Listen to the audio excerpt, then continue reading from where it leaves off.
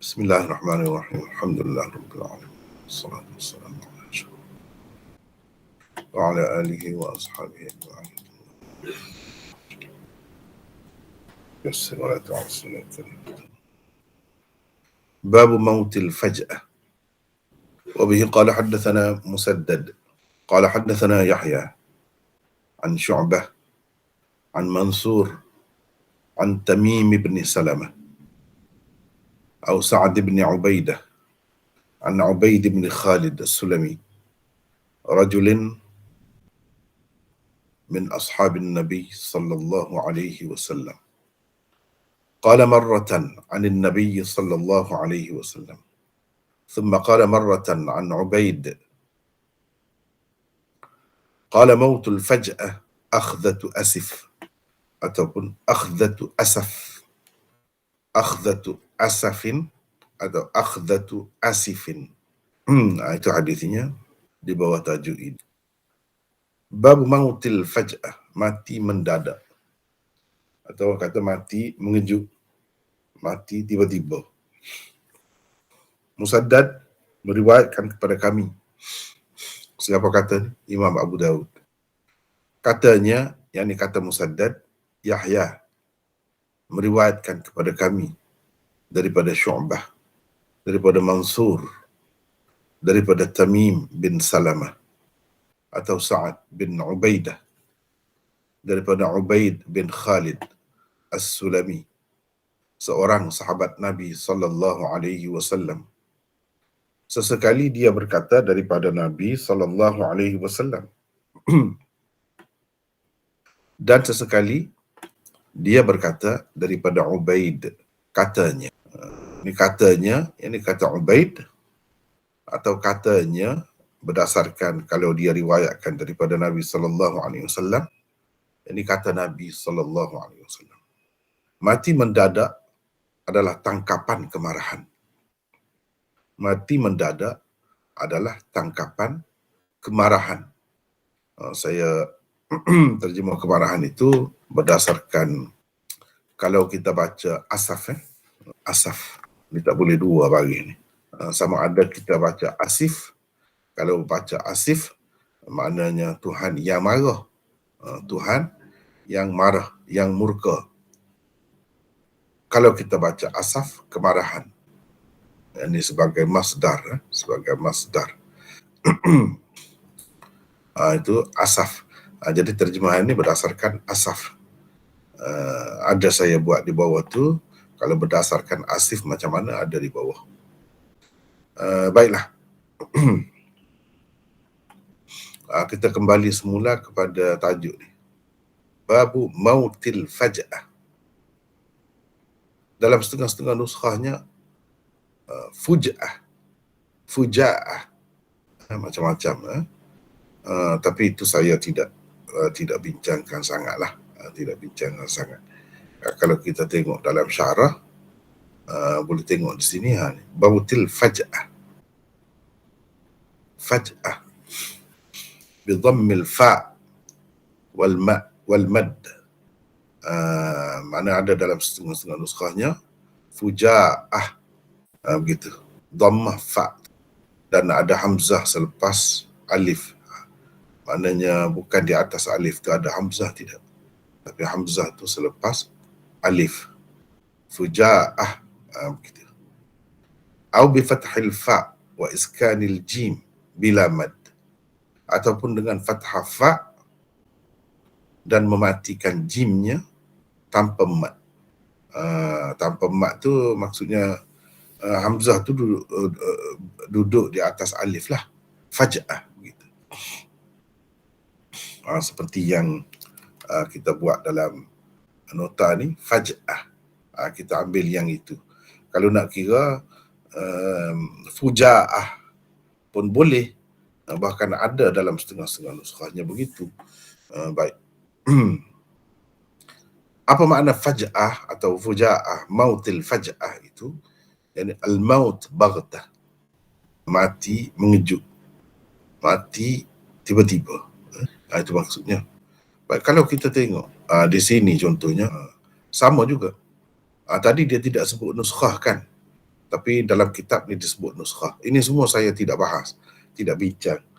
Sebabnya kurang bermanfaat sangatlah untuk kalau kita bincangkan untuk umum lah. Orang ramai nak faham, sebenarnya tak perlu ini pun boleh faham dah. Maksud dia tu. Macam dalam kitab Badlul Majhud tadi, dalam Al-Manhalul Azbul Mawrud juga disebutkan bidhammil fa' wal mad. Kalau kata macam ni, mautil fuja'ah, hamzah tu selepas alif. Kalau kita buat macam ni, eja begini, kita kena baca fa' tu bagi depan lah, fuja'ah. Wa fi ba'dhin nusakh, dalam setengah-setengah nuskhahnya, babun fi mautil faj'ah. Seperti dalam Badlul Majhud tadi, babun fi mautil faj'ah.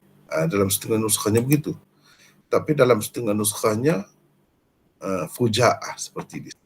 Jadi kalau baca faj'ah bila mad, tanpa mad, mana al-baghdah, mengejutlah, mati mengejut. Yuqalu faji'tur rajul afja'uhu min babi ta'iba idza ji'tahu baghtatan min ghairi taqaddumi sabab. Begitu. Ni faji'a yafja'u. Faji'a yafja'u. Bab ta'iba. Ni kepada orang yang belajar bahasa Arab, dia perlu benda begini. Perlu kena tahu perkataan fuja'ah atau faj'ah ni daripada perkataan mana asalnya. Kalau daripada fi'il thulathi, bab berapa, atas wazan apa, itu kena tahu. Sebab itu dia sebut di sini. Disebut di sini. Faji'a yafja'u. Iaitu bab ta'ibah. Ta'ibah yata'abu. Kalau yang kita belajar di sini, orang-orang yang belajar sistem bahasa Arab di sini, kalau di pondok-pondok tu dia pakai matnul bina wal asas. Kalau matan bina tu dia sebut ini bab keempat dia panggil. Bab keempat. Bab pertama fa'ala yaf'ulu. Bab kedua fa'ala yaf'ilu. Bab ketiga fa'ala yaf'alu. Bab keempat fa'ila yaf'alu. Bab kelima fa'ula yaf'ulu. Bab keenam fa'ila yaf'ilu. Gitu dia buat. Dia buat gitu. Tapi berdasarkan setengah-setengah tu, dia tidak buat begitu. Dia kata bab ta'ibah. Jadi orang yang tahu ta'ibah, ya ta'abu. Orang yang tahu dia boleh baca lah. Tapi kalau dalam kitab tu dia sebut ni bab ta'ibah, ya ta'abu, fa'ila yaf'alu. Ni bab keempat ni. Bab keempat ni. Saya rasa orang yang belajar kalau sistem pondok lah, dia belajar, saya tak pasti. Saya rasa Indonesia pun sama juga pesantren dia. Dia sama sukatan saya tengok lebih kurang. Tapi saya tidak pastilah matnul bina wal asas tu digunakan tidak atau tidak di Indonesia. Tapi kalau di Malaysia ni dulu memang gunalah. Ini bab keempat namanya. Bab keempat. Bab ta'ibah ya ta'abu. Tapi kadang-kadang dia sebut gitu, bab ta'ibah ya ta'abu. Kadang-kadang dia sebut perkataan lain. Itu susah sikit. Tapi kepada orang-orang yang mengerti, bila sebut bab ta'ibah ya ta'abu, dia faham dah.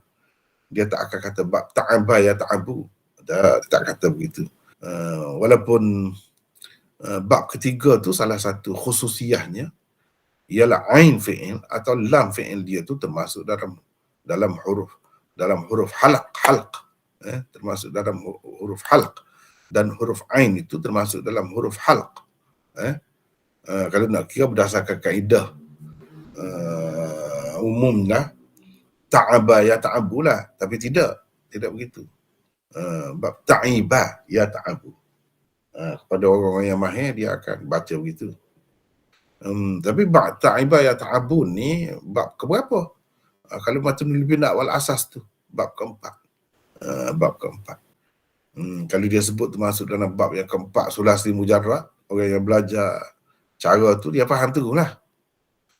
Tapi kalau orang yang tak belajar kitab itu mungkin susah juga sebab susunan itu berbeza-beza daripada satu kitab kepada satu kitab yang lain itu berbeza-beza.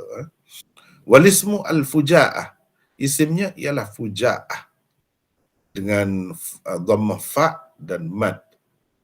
Mad itu makna baca panjang begitulah, alif tu. Lepas tu ada hamzah.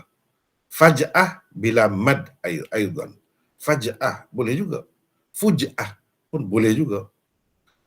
Di sini dia kata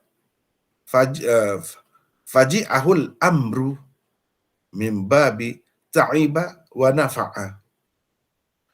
Di sini dia sebut begini pula. Tadi dia sebut min babi ta'iba. Tapi di sini disebut min babi ta'iba wa nafa'a. Mana bab ketiga pun boleh, bab keempat pun boleh. Bab ketiga pun boleh, bab keempat pun boleh. Sebab hamzah itu pun salah satu huruf halak juga. Huruf halak. Dia jadi boleh dua di sini ya. Ta'iba dan nafa'ah. Tetapi lebih banyak sebagai bab keempat lah. Bab keempat. Sebab bab keempat tu dia salah satu khususiah dia ialah ia menunjukkan sifat ataupun warna ataupun penyakit ataupun keadaan perasaan itu. Terkejut ke misalnya, jadi makna terkejut tu ada makna perasaan di situ. Lebih banyak dalam bab itu. Lebih banyak dalam bab itu. Itulah kalau nak kira dari segi perbahasan bahasa lah. Tapi saya tak tulis di sini sebab itu tidak dirasakan perlu sangat. Tidak dirasakan perlu sangat. Tapi kepada orang yang belajar, semua dia kena tahu ni. Maut itu apa? Maut itu masdar. Daripada fi'ilnya macam mana. Kena tahu, semua kena tahu. Mata yamutu mautan. Mata yamutu mautan. Bahasa kita pun guna maut juga. Maut. Matilah maksudnya. Jadi ini masdar. Kalau kita nak bahas dari segi bahasa lah. Dari segi bahasa, masdar.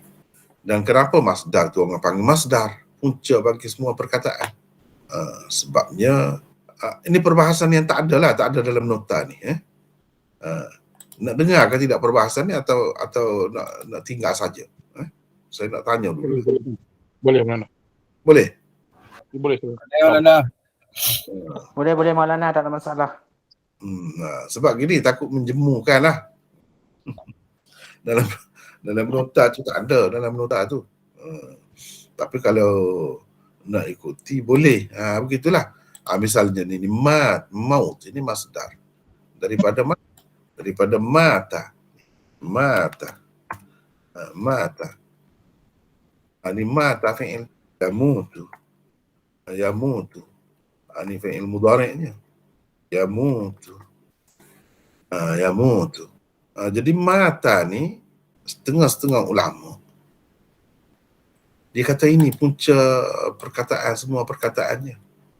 Kalau mengikut mazhab kufiyin, dia kata punca bagi semua perkataan bahasa Arab ni fi'il madhi ni. Fi'il madhi. Bukan masdar. Ini masdar. Tapi ulama-ulama nahwu basriyin mengatakan punca bagi semua perkataan ini ialah masdar. Masdar tu makna punca. Punca. Jadi punca segala perkataan itu daripada situlah sumber dia, sumber asal. Jadi masing-masing bagi bukti. Orang yang kata mata ini, fi'il madhi ni permulaan yang mula-mula sekali, sebab dia tengok dalam tasrif tu, yang disebut mula-mula sekali apa, perkataan apa. Tidak ke fi'il madhi yang disebut. Misalnya mata yamutu mautan, mayyit, dan seterusnya. Lain-lain semua fi'il madhi, ta'iba yata'abu ta'aban dan sebagainya, semua sebut fi'il madhi. Jadi ini menunjukkan fi'il madhi itulah yang asalnya. Ni yang asalnya sebab disebut mula-mula itu. Tapi ulama-ulama nahwu basriyin dia kata tidak, tak boleh kira sebut mula-mula begitu. Dia kata perkataan masdar itu yang mula-mulanya. Sebab apa? Sebab kalau kita tengok pada madhi ni, kita tak boleh tahu asal dia macam mana. Sebab alif ni bukan asli dah ni, alif ni. Mata ni bukan asli. Ni ganti dah ni. Dia termasuk dalam bab ibdal, dipanggil bab ibdal, ganti. Ni alif ni ganti kepada waw ni. Waw ni yang asal. Jadi mata ini asalnya ialah mawata, bukan mata. Maknanya dia bukan asal. Kalau bukan asal tu tidak punca lah. Yang menjadi punca, yang menentukan alif tu sebenarnya apa, waw ke atau ya, ialah masdar dia. Ni cuba tengok ni. Pada masdar ni ada waw. Jadi asal mata ini ialah mawata. Barulah ada wazan dia. Wazan dia 6. Kalau fi'il thulathi ni ada 6 bentuk dia. Wazan dia. Macam saya sebut tadilah. Ada 6 bab dia. Bab pertama, bab kedua, bab ketiga, bab keempat, bab yang kelima, bab yang keenam. Kalau kita kata mata ini termasuk dalam bab yang keberapa? Tak ada tu wazan macam tu. Wazan mata begini tak ada. Kecuali kalau kita ambil asal dia. Ni kita ambil asal dia ni. Kita tengok kepada asal dia ni. Jadi asal dia mata itu mawata. Mawata. Yam wutu. Yam wutu. Itu asalnya. Barulah kita dapat bab yang keberapa. Mawata yam wutu, bab fa'ala yaf'ulu. Nasara yansuru. Bab pertama. Tapi dalam setengah-setengah kitab bukan bab pertama, bab kedua disebutnya. Itu sebab saya dah kata tadi, dalam kitab-kitab tertentu, ni bab pertama, dalam kitab yang lain, mungkin bab kedua. Tapi kalau dalam kitab Matnul Bina' wal Asas itu bab pertama. Bukan bab yang kedua, fa'ala yaf'ulu. Tapi dalam setengah-setengah kitab, fa'ala yaf'ulu ni bab kedua. Fa'ala yaf'ilu tu yang termasuk dalam bab pertamanya.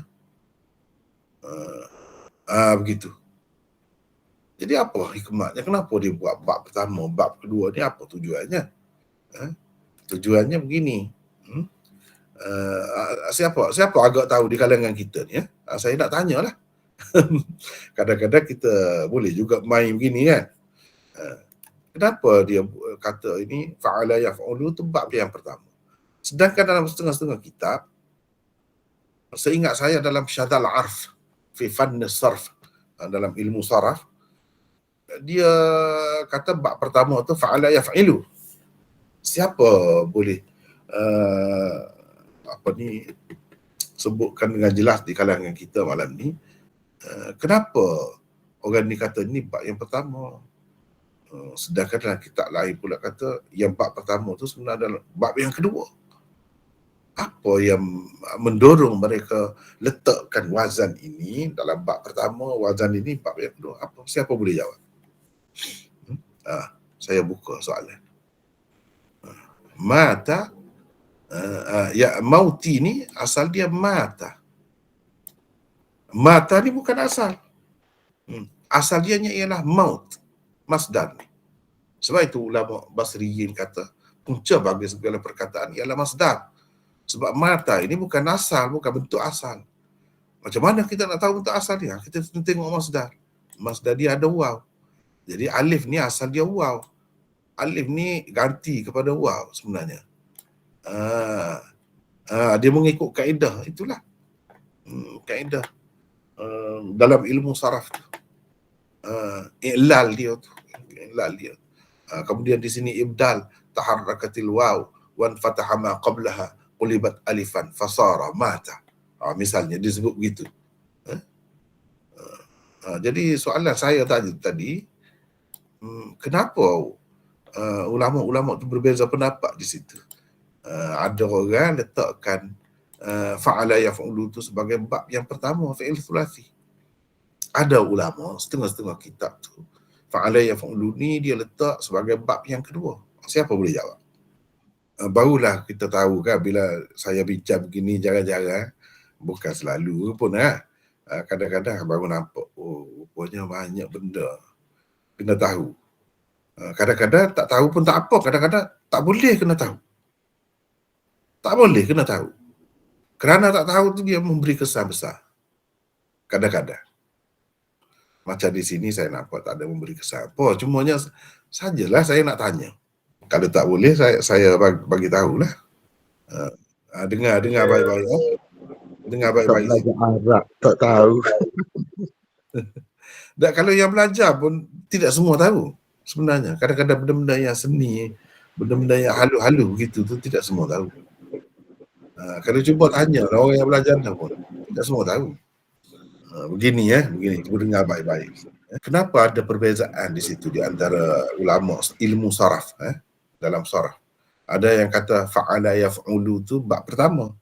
Ada yang kata fa'ala yaf'ulu tu bab kedua.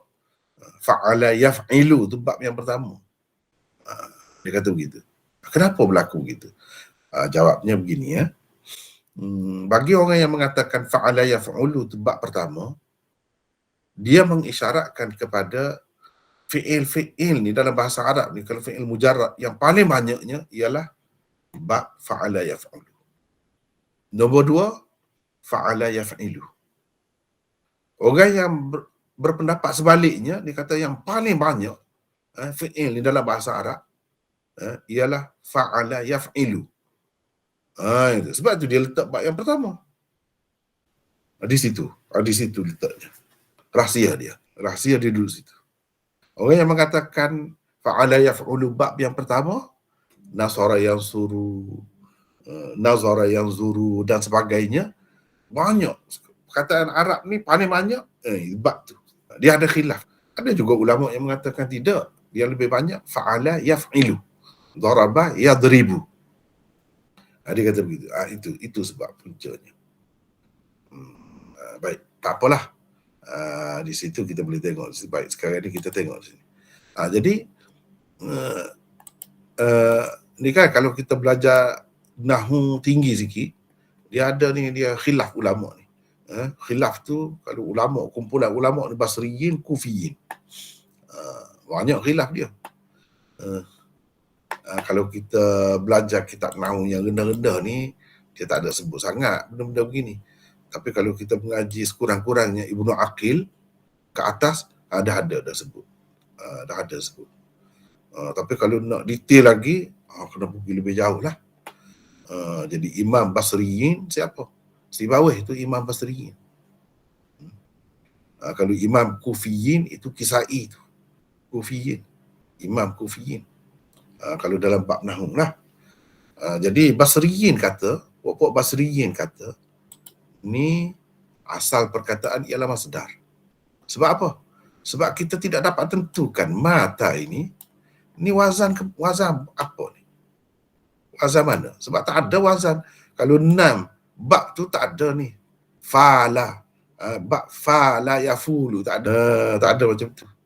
Jadi tak dapat tidak kita kena tahu apa asal dia. Asal dia ni kita dapat tahu daripada masdar dia. Sebab ada kalanya begini. Saya buat contoh lain. Sara yasiru. Ini sara yasiru sama juga dengan mata yamutu tadi. Tapi ini tidak ni.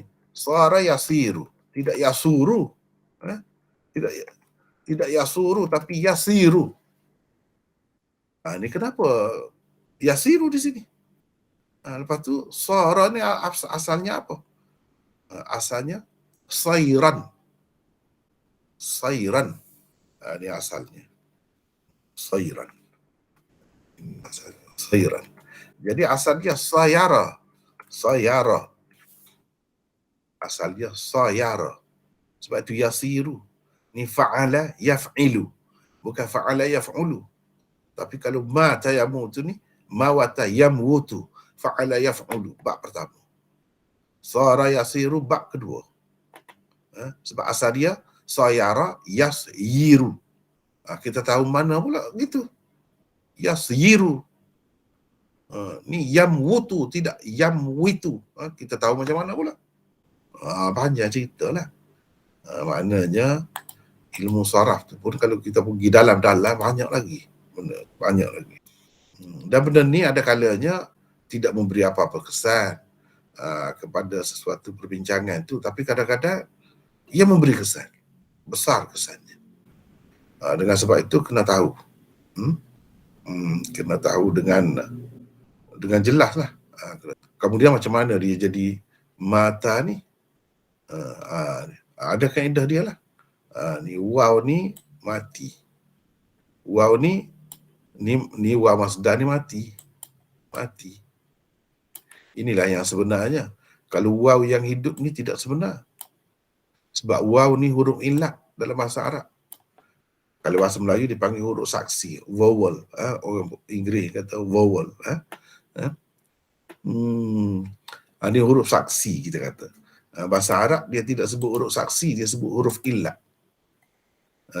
Saksi tu agak-agak lah saya pun bukan ahli bahasa Melayu sangat. Misalnya BA, ba. A tu huruf saksi. Baru kita dapat tentukan ba ke B ke bu ke. Kan? Bila ada A, baru kita boleh sebut ba. I, huruf saksi. Baru kita boleh sebut B. Sebab ada I tu. Jadi I tu jadi saksinya. B tu dibaca macam mana? U, huruf saksi. BU, kita baca bu. Jadi sebab dia jadi saksi. Begitu. Kalau bahasa Arab ni tidak gitu. Dia sebut huruf illat. Apa huruf illat apa makna? Sakit. Huruf sakit. Huruf sakit. Jadi orang sakit, baris-baris ni maksudnya tanggungjawab, kerja. Itu kita tahu tu falsafah bahasa Arab. Baris tu apa makna? Setengah-setengah orang dia belajar bahasa ni dia selapis gitu je. Banyak lapis sebenarnya. Bahasa ni. Sebab mengikut pengkaji lah, bahasa Arab ni dia macam makhluk hidup. Dia macam makhluk hidup. Sebab itu dia ada huruf sihat, huruf sakit. Seperti manusia lah, ada yang sihat, ada yang sakit. Itu kalau bangsa benda hidup tu kalau macam tu ada sakit, ada sihat tu. Jadi sebagai orang sakit, tidak patut kita berikan tanggungjawab kepada dia. Berikan beban kepada dia. Sebab apa? Sebab kita menganiayai dia. Sepatutnya kita rehatkan dia. Mati itu maknanya rehat. Kosong. Tidak ada apa-apa tanggungan, apa-apa bebanan, apa-apa tanggungjawab. Itu maksud baris mati itu. Sukun. Sukun maknanya senyap lah. Senyap. Tak bergerak. Mati lah tu. Kalau bergerak tu hidup. Tanda hidup. Harakah maknanya bergerak. Harakah tu baris. Bergerak tanda hidup. Begitu. Itu falsafah bahasa tu. Falsafah bahasa. Baris dalam bahasa Arab, baris yang paling ringan, akhafful harakat, baris di atas. Baris yang paling berat, baris depan kita panggil dhammah. Alamat rafa' tu, alamatul raf'i, tinggi, tinggi tu berat. Yang kedua beratnya baris di bawah. Sebab apa? Dia tengok.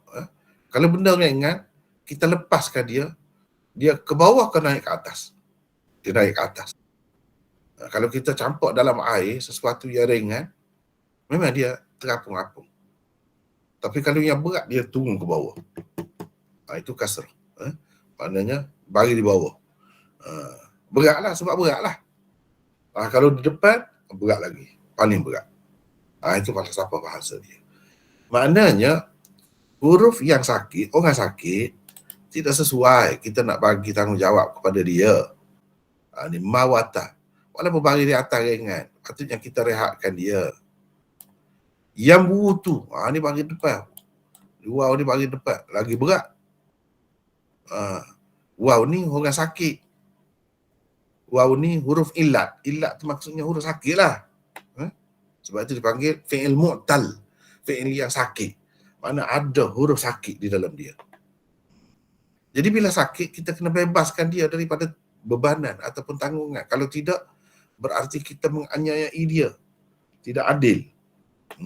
Mana dalam bahasa tu pun sebenarnya mengajar dah keadilan, apa itu kezaliman, apa itu penganiayaan.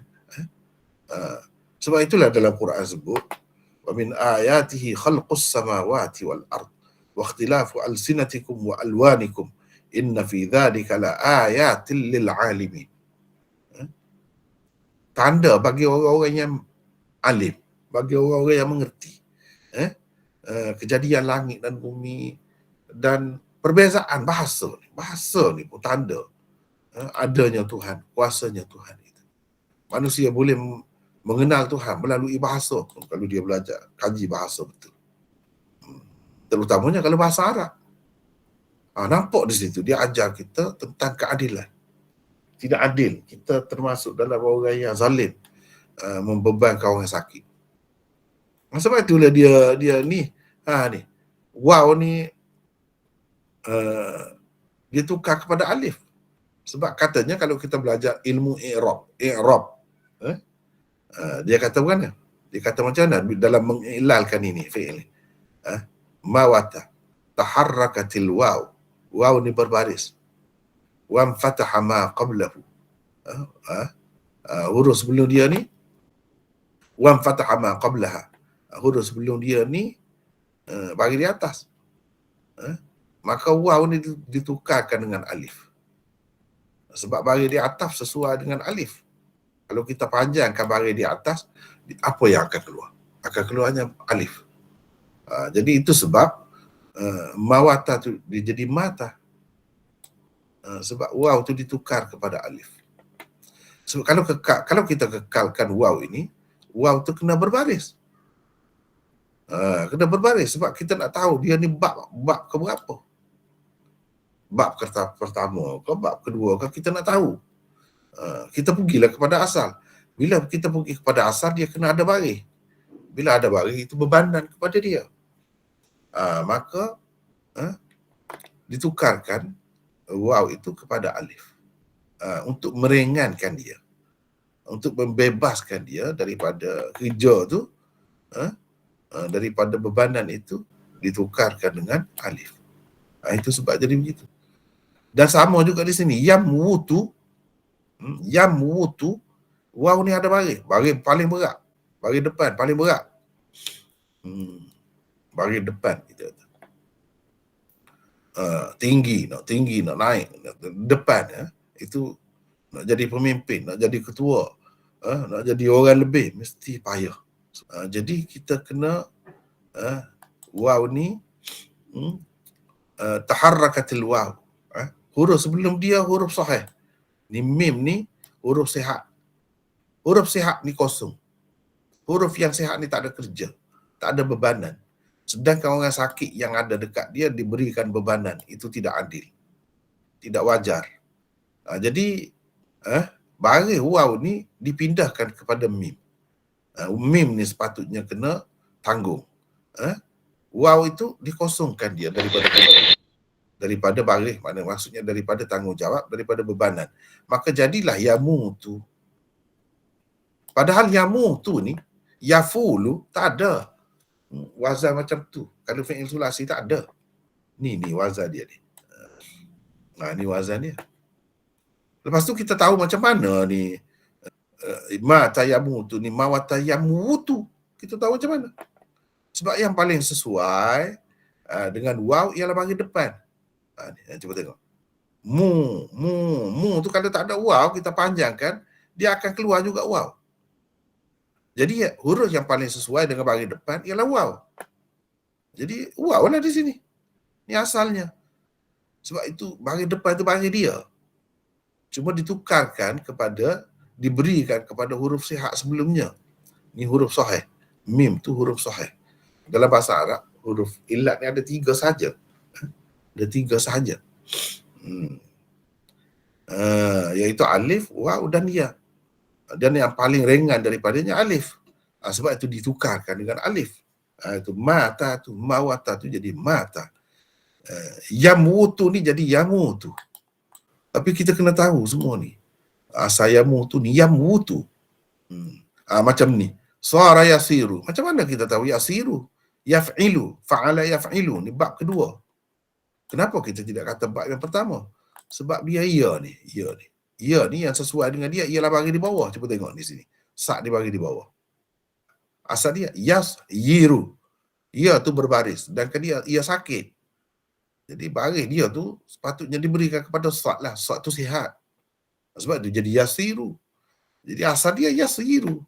Baru kita bertemu dengan bab dia tu, wazan dia tu. Bab keberapa? Ini bab kedua. Ini contohnya ya. Tak apalah. Malam ni kita belajar saraf sedikit. Boleh nampak ke tidak? Nampak Maulana jelas. Nampak. Gitu kaedahnya. Gitu kaedah dia. Kalau orang yang ada asas sikit sebanyak tu, saya sebut tu dia mudah nak menangkap. Kalau tidak, susah juga.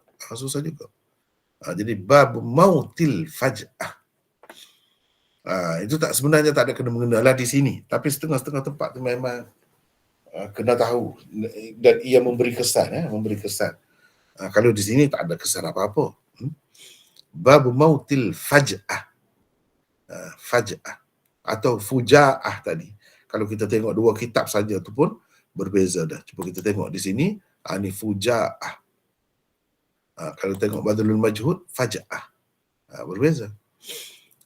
Itu kalau berdasarkan kitab Al-Manhal ini dia sebut perbezaan nuskah. Dalam nuskah Abu Daud ada faj'ah, ada fuja'ah. Gitu. Jadi kita kena terima lah. Gitulah. Baik. Bab mati mendadak. Atau mati, baik kita tengok ada nota di sini. Mati mendadak ialah mati mengejut. Atau dengan tidak disangka-sangka. Dan dengan serta-merta mati. Itu mati mengejut. Sebab kita sekarang duduk bincang Kitabul Janaiz kan, bab jenazah. Orang mati ni macam-macam cara. Setengah-setengah tu beberapa tahun mati. Sebelum mati tu sakit. Setengah-setengah tu koma. Beberapa tahun lama koma. Tahun-tahun. Tak mati. Jadi tidak mati mengejut lah tu. Mati mengejut dia tadi sihat-sihat. Tadi duduk cakap elok-elok. Tiba-tiba mati.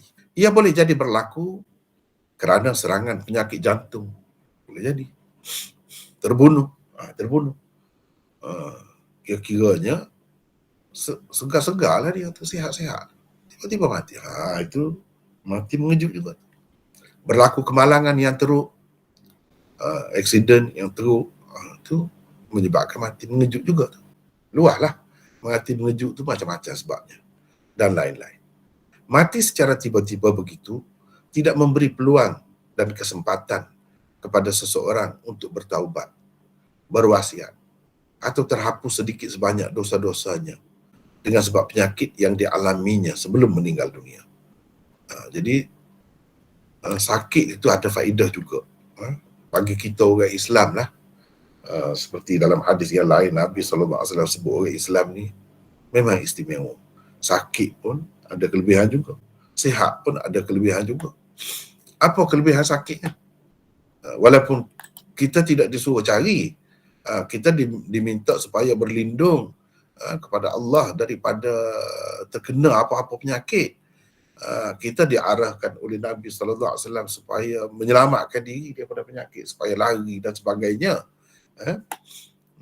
Tetapi kalau kena penyakit tu ada kelebihan juga. Ia menyebabkan kita jadi insaf. Kalau orang sombong tu dia jadi sedar ke diri.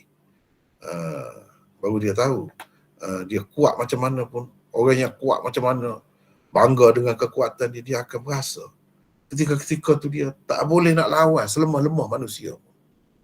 Dia tahu dia lemah sebenarnya. Dia akan menyebabkan manusia tu insaf, sedar diri, ataupun dia boleh bertaubat bila sakit. Dan semasa sakit tu Allah SWT terima lagi taubat kita. Yang tak terimanya apabila kita ni sudah nazak, dalam keadaan nazak baru tak terima.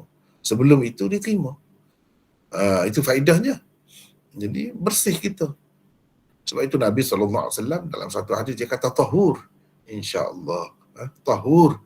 Mana sakit ini menyucikan, membersihkan manusia Islam, orang Islam lah, daripada dosa-dosa. Jadi ada kelebihannya. Ada kelebihan bukan saja-saja.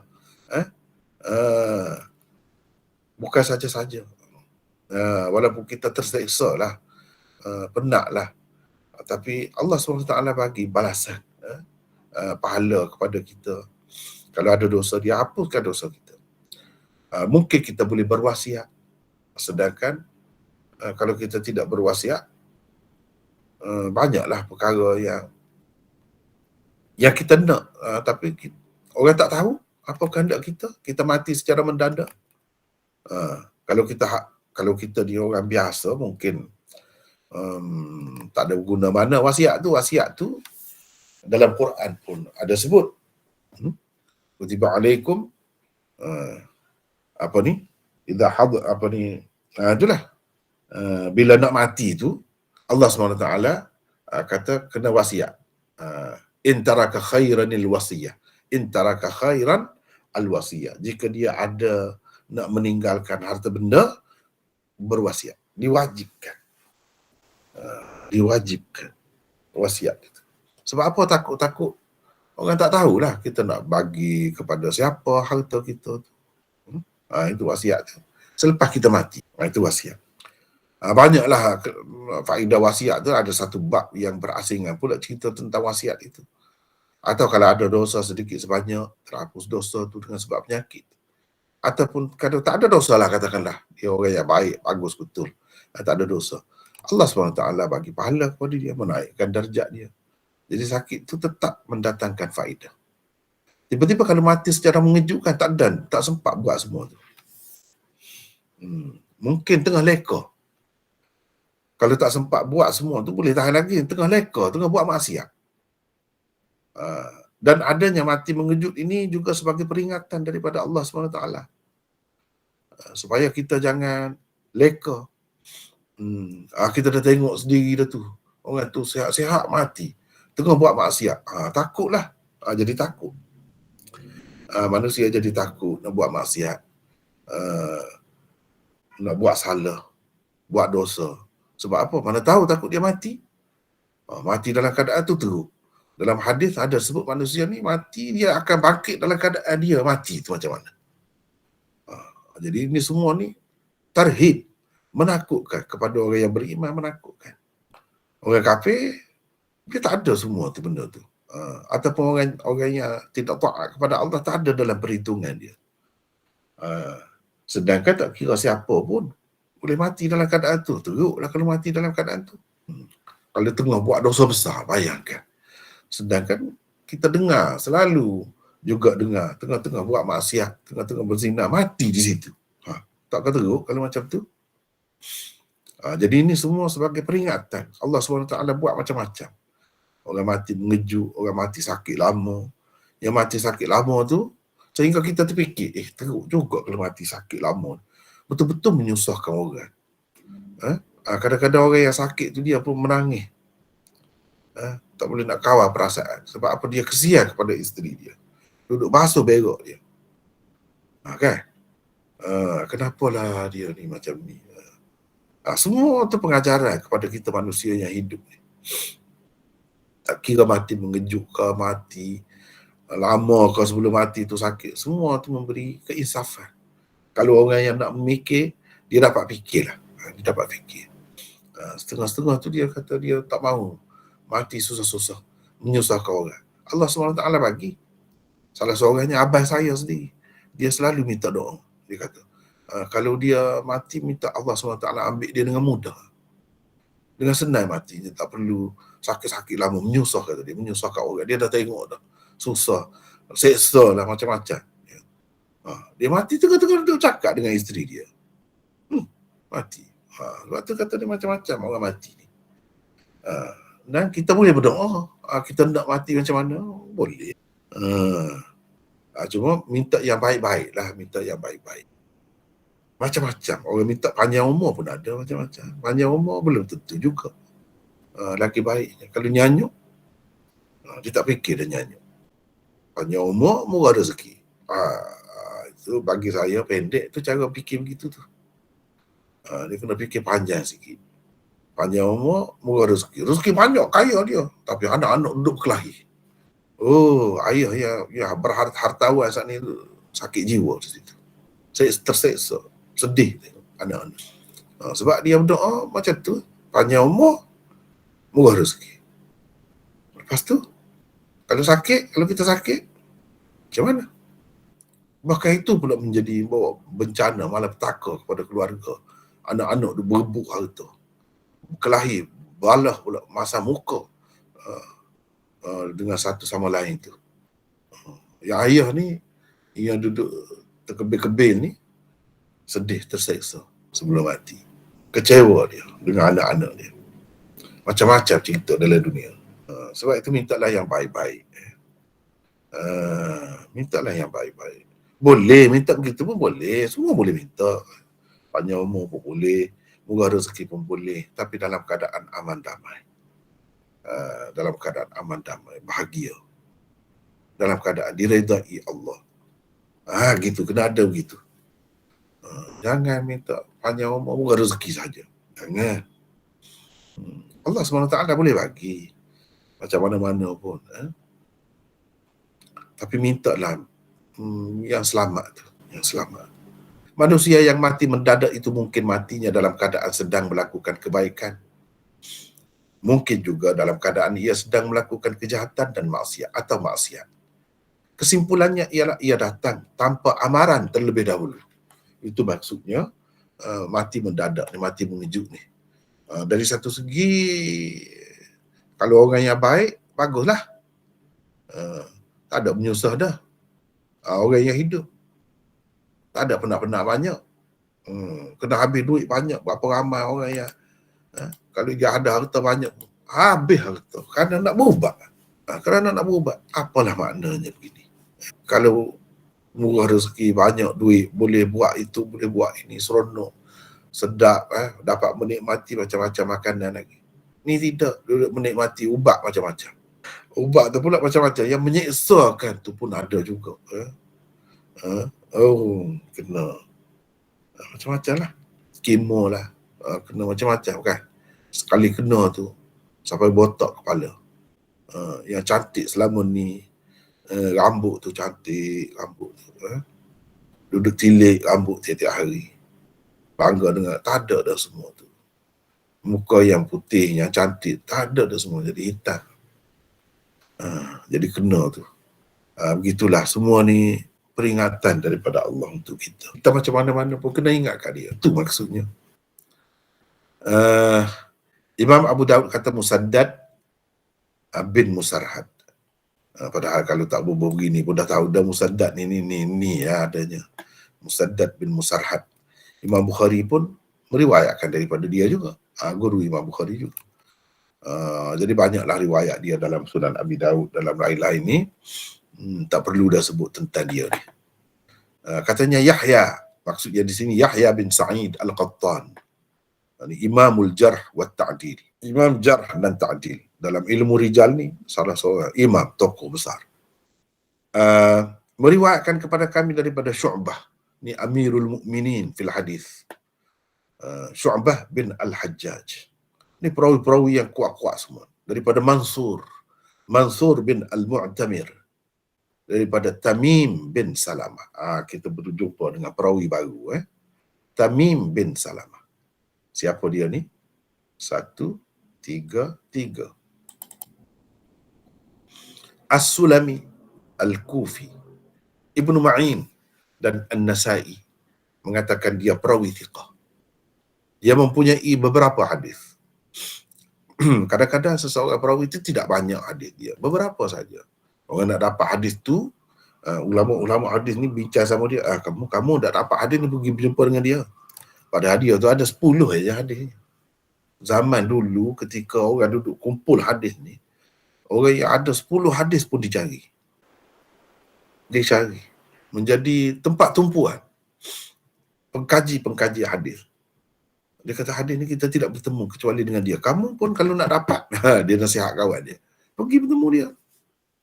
Duduk di mana? Oh, negeri tu jauh, kena mengembara. Naik unta berapa lama, bulan-bulan naik unta. Nak sampai, duduk di Mesir dia. Orang ni duduk di Iraq. Dia bukan main payah tu.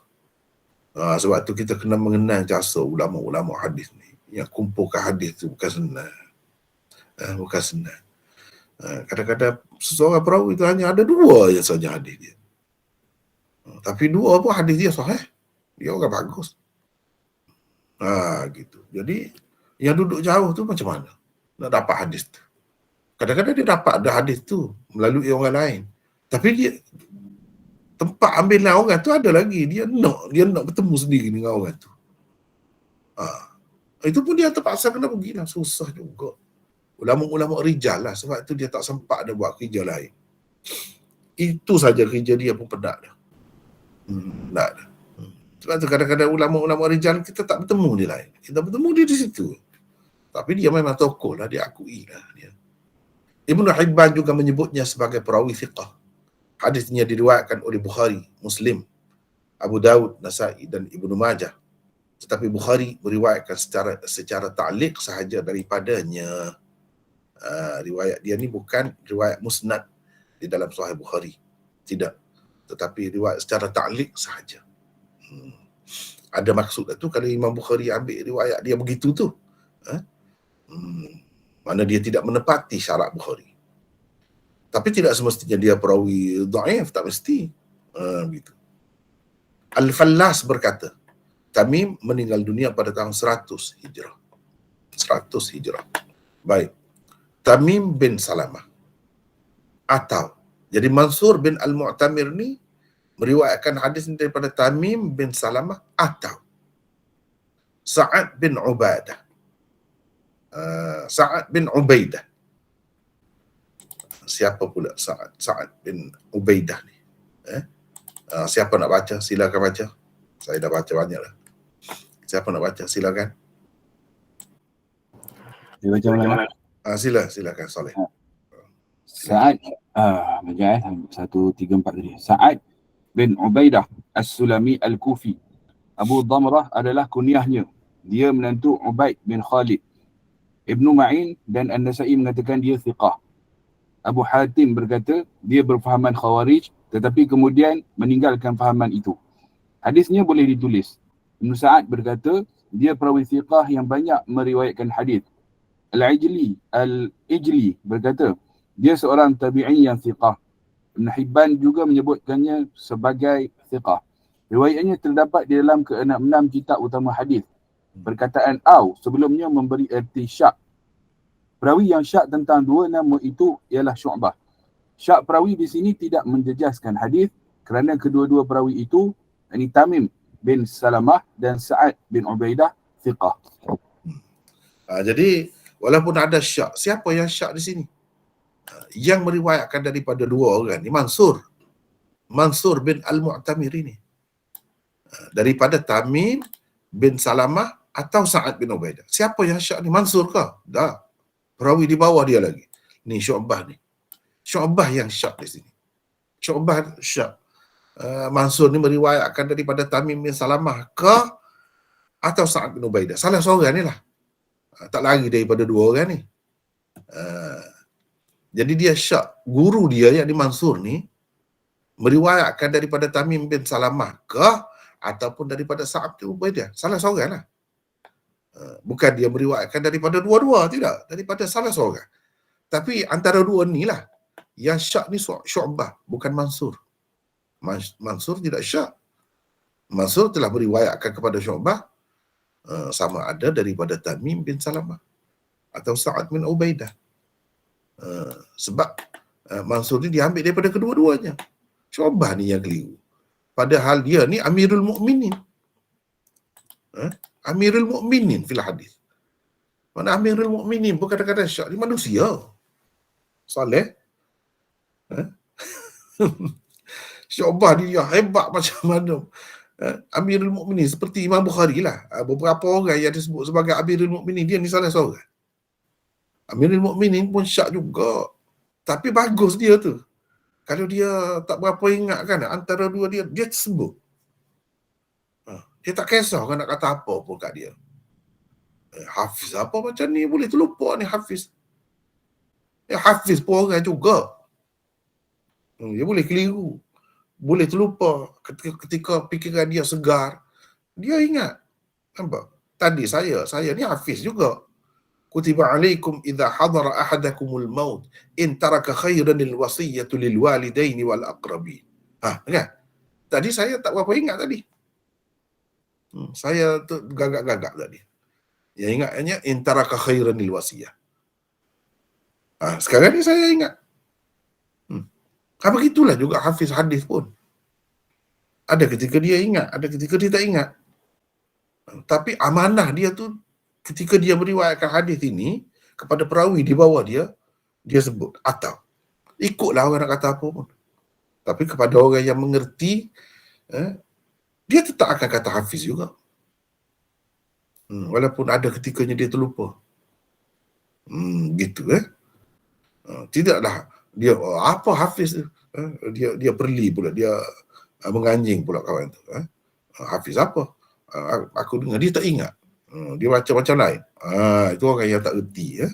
Kalau orang yang faham, dia tidak begitu. Orang ni ingat puluh-puluh ribu, beratus ribu hadis ni. Bukan calar-calar orang. Tapi dia amanah. Dia amanah dia ketika dia tak ingat, dia ragu gitu, dia sebut. Kalau dia tak sebut, siapa nak tahu? Kan dia tak sebut. Kalau dia tidak sebut, dia tak cerita lah. Syu'bah dia tak cerita kepada Yahya. Mana Yahya nak tahu? Dia ragu ke tidak? Tak tahu. Tak tahu. Tapi itu amanah dia. Sini kita boleh tengok. Amanah ulama-ulama hadis dalam ilmu. Orang-orang yang tidak mengerti ilmu hadis, tak biasa dengan ilmu hadis, dia tak faham benda ni. Bahkan dia duduk pertikap. Macam ni Hafiz, dia kata. Hafiz apa macam ni? Aminul Mu'minin fil hadis macam ni. Dia duduk kata begitu pula. Susahlah. Sebab itulah apa-apa pun dia kena orang yang kenal. Baru dia tahu. Kamu tahu peleceh orangnya. Kamu tak tahu betapa nak dapat sesuatu ilmu tu susah. Nak ingat sesuatu tu susah. Kita manusia kan. Anak cucu Adam. Kan Allah SWT sebut, walaqad ahidna ila adama min qablu fanasiya. Dia terlupa tu ada hikmat. Kenapa Allah SWT buat Nabi Adam tu terlupa? Dia ada hikmat tu. Kalau dia tak terlupa, tak ada lah kita semua atas muka bumi ni. Tak ada peluang lah kita semua ni nak masuk syurga. Gitu. Pas syurga yang sebesar-besar syurga tu Tuhan buat untuk dua orang tu je kah? Tak nampak hikmat Allah. Allah buat lupa. Kita kata, macam mana dia boleh terlupa dalam syurga? Tidakkah syurga ni tempat yang istimewa, tak ada kekurangan dalam tu? Pula kita kata. Maka ada pula ulama kata, itu syurga tu bukan syurga yang sebenar, syurga dalam dunia. Macam-macam pula dia kata kan. Padahalnya kalau kita kata, kalau Allah SWT nak begitu, orang duduk di mana pun, dia boleh buat. Tak perlu kita kata syurga dalam dunia ni. Syurga dalam dunia macam mana? Tidak lapar, tidak dahaga. Dalam Quran sebut. Dengan sebab itulah benda dia kadang-kadang ada hikmat semua tu. Tapi dia ni yang ni ada dalam ke-6 kitab utama hadis. Termasuk dalam Sahih Bukhari, dia ni perawi utama ni. Juga ni. Siapa? Sa'ad bin Ubaidah. Jadi Mansur ni meriwayatkan daripada salah seorang ni, cuma perawi Syu'bah ni di bawah ni Syak. Macam mana pula ulama hadis tahu orang ni Syak? Boleh jadi orang di bawah lagi Syak, boleh jadi kan? Inilah kaji hadis. Bila dia kaji hadis, tengok hadis tempat ni, dia boleh tahu siapa yang Syak. Padahal dalam ramai-ramai perawi itu boleh jadi Abu Daud Syak, boleh jadi Musaddad Syak, boleh jadi Yahya Syak. Walaupun Yahya tu imam juga, tapi boleh jadi sebagaimana Syu'bah boleh Syak. Macam mana kita nak tahu? Kita tahu daripada kajian terhadap hadis-hadis ini dalam beberapa saluran riwayat. Daripada situlah ulama hadis menentukan siapa yang syad. Daripada Ubaid bin Khalid As-Sulami, seorang sahabat Nabi SAW. Ubaid bin Khalid ni sahabat Nabi. 135. Soleh baca lagi. Okey, mana? 135. Al-Bahzi Al-Kufi, seorang sahabat Nabi SAW. Abu Abdullah adalah kunyahnya. Abu Daud telah mengambil 2 hadisnya. An-Nasai pula mengambil 1 sahaja hadisnya. Jadi hadis dia ni tak banyak. Ada sahabat ni kadang-kadang tak ada, berapa ramai sahabat, satu pun tak ada riwayat dia. Tapi kalau kita tengok dalam senarai sahabat Nabi, dia tu sahabat Nabi. Tak ada satu pun hadis dia. Mana khidmat dia kepada Islam dari sudut lain. Dari sudut dia pergi berjihad, pergi berjuang. Dari sudut dia, macam-macam lah kerja sahabat itu. Peranan masing-masing. Ada kalanya sahabat 1-2 saja ada dia macam ni. Macam perawi kita ni. 1-2 saja diketahui hadis dia. Kemudian Ubaid bin Khalid As-Sulami. Sesekali dia berkata daripada Nabi SAW. Ni mati mendadak adalah tangkapan kemarahan. Ada kalanya ni kata-kata Nabi dia riwayatkan, Ubaid bin Khalid ni. Dan sesekali dia berkata daripada Ubaid Mansur bin Al-Mu'tamir ini. Dia meriwayatkan hadis ini daripada 2 orang. 2 orang ni daripada Ubaid bin Khalid. Yakni Sa'ad bin Ubaidah atau Tamim bin Salamah ni kadang-kadang disebutnya ni sebagai kata-kata Ubaid. Maknanya hadis ini mauquf pada Ubaid bin Khalid. Kadang-kadang diriwayatkan secara marfu'. Maknanya dia meriwayatkan, inilah salah seorang ni, Tamim bin Salamah atau Sa'ad bin Ubaidah ni, meriwayatkan daripada Ubaid ni sebagai hadis marfu'. Mana Ubaid bin Khalid sebut ini ni mati mendadak ni ataupun mautul faja'ah akhdatu asaf, ini sebagai kata-kata Nabi, bukan kata-katanya sendiri, tetapi kata-kata Nabi. Jadi qala ni boleh jadi Nabi, dhamir dalam dia huwa tu, qala dia berkata, dia tu boleh kita kaitkan dengan Nabi, boleh kaitkan dengan Ubaid tu, Ubaid bin Khalid tu. Kalau kita kaitkan dengan Ubaid bin Khalid, bermakna hadis ini mauquf. Kalau kita kaitkan ini riwayat Ubaid daripada Nabi SAW, mana ini kata-kata Nabi, bermakna hadis ini hadis marfu'. Makna ada juga sesuatu hadis itu khilaf antara ia marfu' ke atau mauquf. Tapi adakah menjejaskan? Itu kita nak tahu. Baik. Sesekali dia berkata daripada Nabi SAW. Baik. 136. Perawi yang berkata begini ialah Musaddad. Bukan Mansur. Bukan Syu'bah. Bukan Yahya. Tetapi Musaddad. Yang berkata begini, yang berkata macam mana? Ni. Sesekali dia berkata daripada Nabi SAW. Dan sesekali dia berkata daripada Ubaid. Ini perawi di bawah Ubaid ni 2 orang kan tadi. Antara 2 ni lah salah seorang. Tamim bin Salamah ke atau Sa'ad bin Ubaidah. Kata Musaddad ni, perawi ni Musaddad ni guru kepada Imam Abu Daud. Makna sekali dia kata begini, sekali dia meriwayatkan secara marfu', sesekali dia meriwayatkan secara mauquf. Ini pada Ubaid. Macam mana pula kita nak tahu ini orang ni yang kata? Orang ni, itu kerja ulama hadis lah. Itulah yang orang belajar hadis tu. Kepada umum tak perlu sangat. Tapi kepada orang yang mengkaji hadis dia perlu tu. Sebab itu kita kata perawi yang berkata begini ialah Musaddad. Kalau kita tengok syarah-syarah, bukan dalam semua syarah ada sebut ni. Kita kena tengok banyak syarah, kita tengok ni sini. Lepas tu kita kena cek balik lah kalau nak pastikan itu.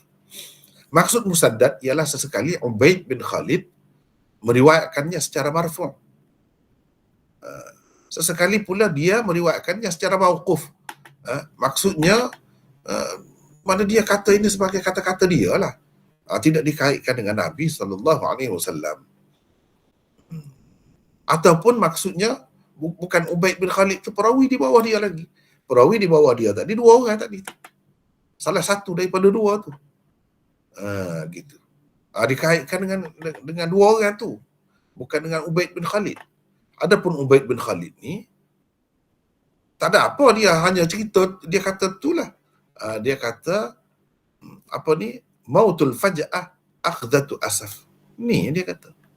Dia kata ni sebagai kata-kata dia saja ke atau sebagai kata-kata Nabi, itu bergantung kepada orang yang meriwayatkan daripada dia lah. Orang yang meriwayatkan daripada dia 2 orang di sini. Tamim bin Salamah ataupun Sa'ad bin Ubaidah. Antara 2 ni lah. Mereka berdua ni kadang-kadang sebut riwayat daripada Ubaid ni sebagai riwayat yang marfu', kadang-kadang sebagai riwayat yang mauquf. Mauquf pada Ubaid itulah maksudnya. Jadi siapa yang kata kadang-kadang begini, kadang-kadang ni Musaddad ni secara mauquf. Katanya mati mendadak. Iaitu mati mengejut itulah. Mati mengejut, mati dengan tiba-tiba tanpa sebab yang nyata tu adalah tangkapan kemarahan. Akhdatu asaf. Akhdatu asafin. Adalah tangkapan. Akhdah makna ambil. Akhdah juga dengan makna siksaan. Asal makna akhdah mengambil. Adalah pengambilan dengan cara marah. Yang ni pengambil, kalau kita kata pengambilan nyawa lah. Kalau kita kata akhdah tu dengan makna tangkapan tu tangkapan orang marah. Siapa yang marah ni? Allah lah. Tuhan, Allah. Baik. Adalah tangkapan kemarahan. 138. Boleh Saleh baca lagi? Perkataan asif. Asaf. Boleh, asaf. Perkataan asaf boleh dibaca dengan fathah dan kasrah sinnya. Terjemahan yang diberikan di atas adalah berdasarkan sinnya dibaca dengan fathah sebagai masdar. Jika sinnya dibaca dengan kasrah pula, maka artinya ialah tangkapan orang yang marah sebagai kata sifat. Maksud sabda Nabi SAW ini ialah mati mendadak itu adalah akibat daripada kemarahan dan kemurkaan Allah, sehingga dia tidak membiarkan seseorang yang mati begitu sempat bertaubat atau menyiapkan bekalnya untuk akhirat. Dia juga tidak memberi sakit dahulu supaya dosa-dosanya dikafarahkan. Kerana itulah Nabi SAW berlindung kepada Allah daripada mati mendadak. Hadis ini sebenarnya lebih tepat kepada orang-orang kafir atau ahli maksiat, memandangkan terdapat banyak hadis yang menunjukkan ia kepada orang-orang mukmin merupakan rahmat. Nabi-nabi dan rasul-rasul juga ada yang mati mendadak, seperti Nabi Ibrahim, Nabi Daud, Nabi Sulaiman alaihi wasallam dan lain-lain. Di kalangan para Nabi para sahabat Nabi SAW juga ada yang mati mendadak, seperti Abdul bin Abi Bakar dan lain-lain.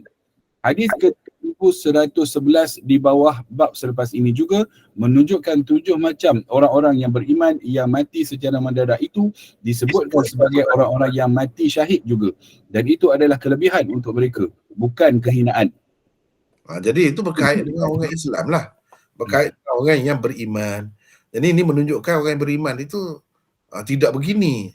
Jadi hadis ini lebih kepada orang kafir ataupun ahli maksiat. Sebab apa? Sebab dalam hadis selepas bab ni ada disebutkan 7 macam orang mati, orang Islam lah, disebutkan sebagai syahid. Itu kelebihan. Itu satu kelebihan, satu keutamaan.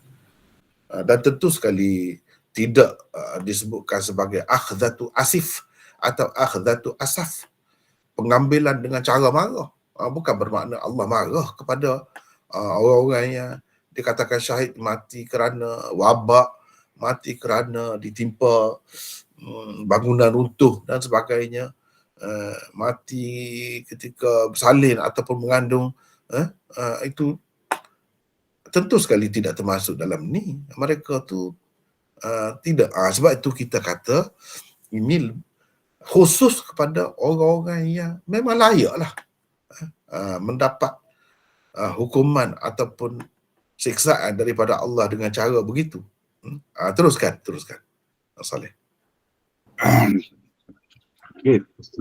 Antara hadis yang membuktikan hadis ke-3110 di bawah bab ini khusus dengan orang-orang kafir atau ahli maksiat ialah hadis Nabi SAW yang diriwayatkan oleh Aisyah di bawah ini. Kata beliau, yakni Aisyah, sa'altu Rasulullah sallallahu alaihi wasallam an mautil faj'ah faqala rahatun lil mu'minin wa ukhdatu asafin lil wa akhdatu asafin lil fajir. Rahatul lil mu'min wa akhdatu asafin lil fajir. Begitu maksudnya. Teruskan. Bermaksud, aku bertanya Rasulullah sallallahu alaihi wasallam tentang mati mendadak. Baginda sallallahu alaihi wasallam bersabda, ia merupakan kerihatan kepada orang mukmin dan takapan kemarahan Tuhan terhadap orang jahat yakni ahli maksiat. Hadis riwayat Ahmad. Walaupun hadis Aisyah ini dhaif, ia dapat ditampung oleh hadis-hadis lain yang lebih kuat daripadanya. Ibnu Abi Shaybah dengan sanadnya meriwayatkan daripada Abdullah bin Mas'ud dan Aisyah bahawa mereka berdua berkata, mautul fujaati ra'fatun bil mu'min wa asafun 'alal fajir. Yang bermaksud mati mendadak itu merupakan rahmat kepada orang mukmin dan kemurkaan Tuhan terhadap penderhaka yakni ahli maksiat. Lihat Musannaf Ibni Abi Shaybah jilid 3 muka surat 48. Al-Baihaqi di dalam sunannya meriwayatkan daripada mereka berdua dengan lafaz seperti berikut. Asafun 'alal fajiri wa rahatun lil mu'mini yakni al-fujaah. Bermaksud merupakan kemurkaan Tuhan kepada orang jahat yakni ahli maksiat dan kerihatan kepada orang mukmin. Maksudnya ialah mati mendadak itu. Lihat As-Sunan Al-Kubra jilid 3 muka surat 531. Isnad kedua-dua hadis mauquf ini sahih. Kedudukan hadis ke-3110 sahih. Ia dikemukakan juga oleh Ahmad daripada Yahya bin Sa'id Al-Qattan dengan sanad yang sama. Al-Baihaqi di dalam Syu'abul Imannya dan Razin di dalam kitabnya menambahkan riwayat ini dengan lafaz seperti berikut. Akhdatul asifi mana? Boleh. Asifi boleh, asafi pun boleh. Baik. Akhdatul asifi lil kafiri wa rahmatul lil mu'minin. Bermaksud lil mu'min. Wa rahmatul lil mu'min. Takapan kemarahan untuk orang kafir dan ia merupakan rahmah untuk orang mukmin.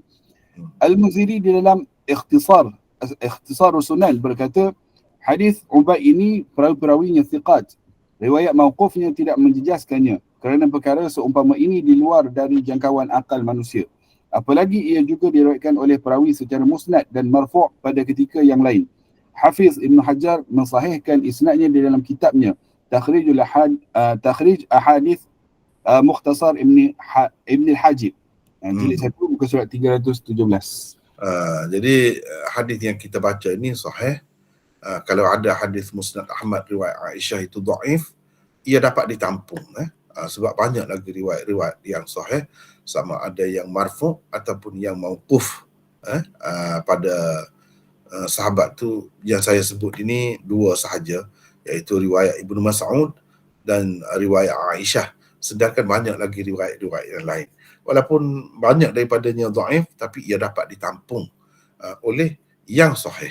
Dapat ditampung yang sahih. Jadi kalau ada hadis berkenaan dengan perkara ini, hadis mauquf sekalipun, mauquf fi hukmil marfu'. Hadis mauquf fi hukmil marfu'. Sebab apa? Sebab dia cerita macam ni kan, dia bukan boleh difikir dengan akal ni. Mestinya sahabat itu tahu benda ni daripada Nabi SAW. Bukan dia boleh fikir dengan akal. Jadi dengan sebab itu, walaupun hadis itu mauquf, asalkan ia sahih, dia dihukum sebagai atau seperti hadis marfu' juga. Seperti hadis marfu' juga. Sebab ini nak cerita ini kemurkaan Allah, ni kerehatan kepada orang mukmin, nak tahu macam mana? Jadi riwayat apa ni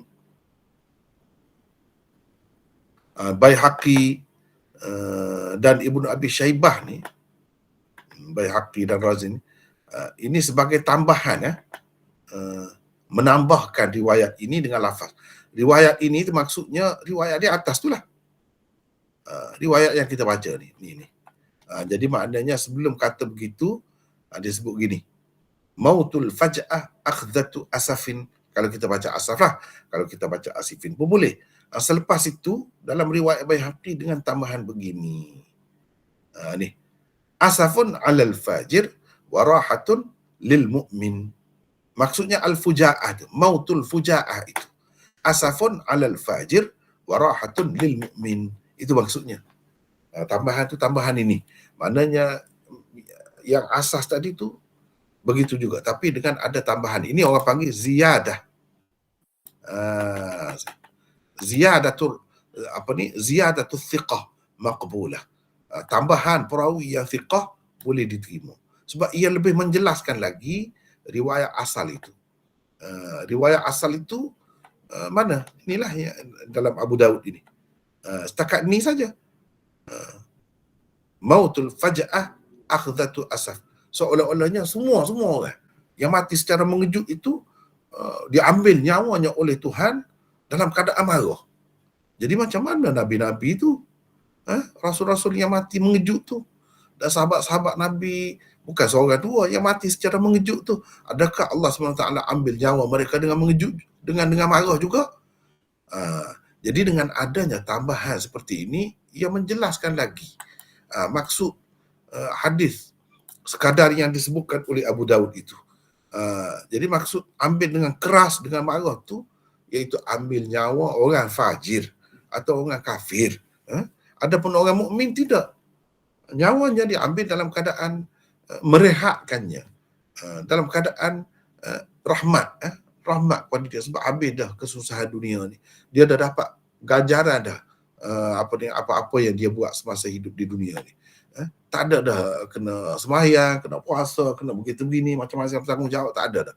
Itu maksud rehat atau maksud rahmat itu.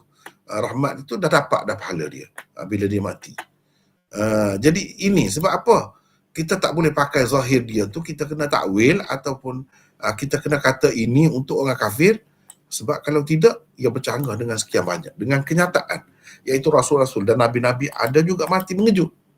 Jadi apakah mereka tu diambil nyawanya dalam keadaan Allah murka, Allah marah? Tentu sekali tidak. Dengan sebab itu kita kena tengok lagi hadis-hadis yang lain yang juga sahih. Jadi jangan tengok hadis Abu Daud itu saja, lepas tu kita nak hukum untuk semua, tak boleh. Kalau nak tengok macam mana Nabi-Nabi itu, bukan dalam sebuah kitab lah yang sebut Nabi Ibrahim, Nabi Daud dan Nabi Sulaiman itu mati dengan mengejut. Dan ini menunjukkan tidak semua apa yang disebut oleh Nabi, kalau setakat itu tidak semua. Bahkan kita kena tengok lagi riwayat orang lain, perawi yang menambahkan lagi, seperti riwayat Baihaqi dan lain-lain tadi, baru jelas maksud dia. Tentu sekali tidak termasuk Nabi-Nabi, Rasul-Rasul dan orang-orang yang baik-baik, tidak. Bahkan bagi mereka, mati itu dengan mengejut itu dari satu sudut rahmat.